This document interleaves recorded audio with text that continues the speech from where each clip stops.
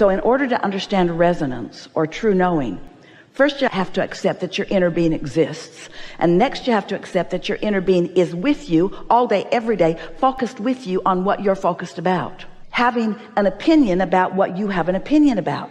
So when you look at someone and you say that person is a bad person, and you feel bad because that's how you feel, and you've got all kinds of evidence and justification for feeling that way, that's not resonance with your inner being. That's the opposite of resonance. That's you showing yourself that your inner being thinks otherwise. And so let's coin a new word here for your benefit. Anti-resonance can help you too. What are you feeling? Anti-resonance.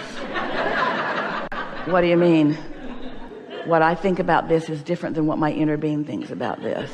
What are you going to do about it? I'm going to convince my inner being that they're wrong. We say good luck with that. What you're really going to do is just attract more and more experiences until your inner being can show you in more and more ways how there is a thought that would serve you better. When you think about a cork floating on the surface of the water, and then you hold the cork under the water, that's what we've been calling negative emotion. But when you let go of it, the cork will float again. That's resonance. You don't have to work at your alignment. Just don't do that thing you do that prevents it. So resonance is natural. It's natural for you to be tuned into this energy. You're an extension of it.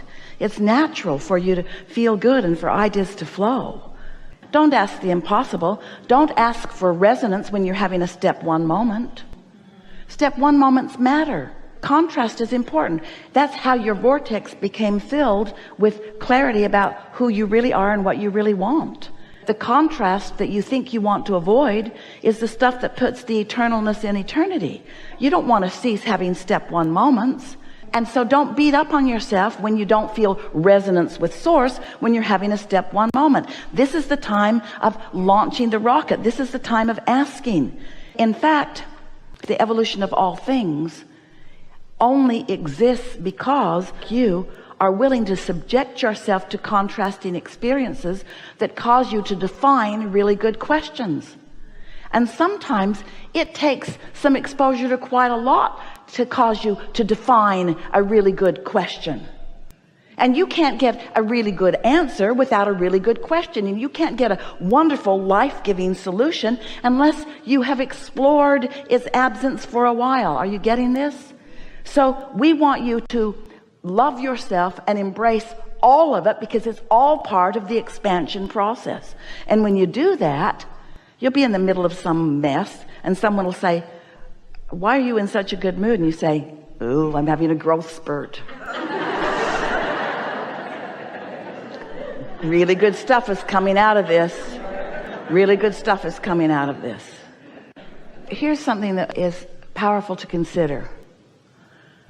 When you are in a step one moment, you know what that means. When you are aware of what you don't want, don't try to make that step one moment a step three moment. Put some distance between the two.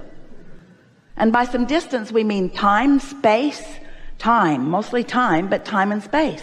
Don't ask yourself to suddenly turn on a dime and offer a vibration that is the antithesis of what you are feeling right then and there. Law of attraction will not allow it. Law of attraction will not say to you, well, you've got this momentum going. You've got this momentum going. What we're saying is, oh, hear this. We've not said this before. There is value and power in allowing the momentum of unwanted to grow.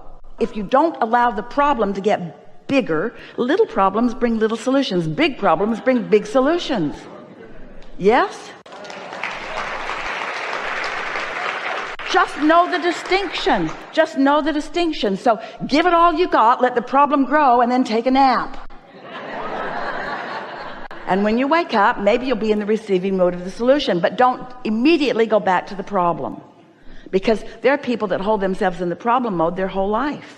You hear them. It's just complaint after complaint after complaint after complaint after complaint. And oh, they've created this whopping vortex, this magnificent vortex. And all their inner being, all the inner beings were over here just dancing, dancing, dancing, just waiting for just a glimpse in our direction of what they really want. But oh no, they are problem oriented because that's the way they've been taught.